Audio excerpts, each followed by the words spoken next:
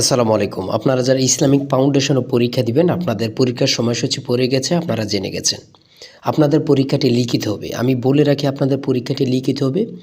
2 থেকে 3 মিনিট সময় নষ্ট করেন, একটু কষ্ট করে ভিডিওটা দেখেন, আপনি 100% পরীক্ষা উত্তীর্ণ হয়ে যাবেন। ইসলামিক ফাউন্ডেশন যারা পরীক্ষা দিবেন, যে প্রশ্ন উত্তরগুলো নিয়ে এসেছি, অত্যন্ত গুরুত্বপূর্ণ কাকে বলে আমি দেখিয়ে দিচ্ছি। যেমন এখানে রয়েছে ইসলামিক ফাউন্ডেশন কাকে বলে অথবা কি, এটা যদি না জানেন তাহলে কিভাবে হবে।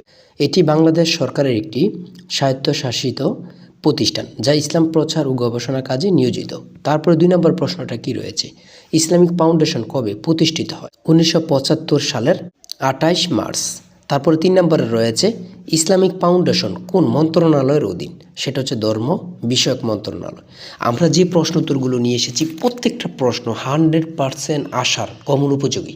দেখেন প্রত্যেকটা প্রশ্ন খুবই গুরুত্বপূর্ণ। আপনারা যারা পরীক্ষা দিবেন, আমি আবারও বলি, আপনারা যারা ইসলামিক ফাউন্ডেশনে পরীক্ষা দিবেন, আমাদের সাজেশনটি পড়ে পরীক্ষা দিতে গেলে উত্তীর্ণ হয়ে যাবেন। আপনাদের জন্য একটি সচ্চূড়ান্ত সাজেশন তৈরি করা হয়েছে।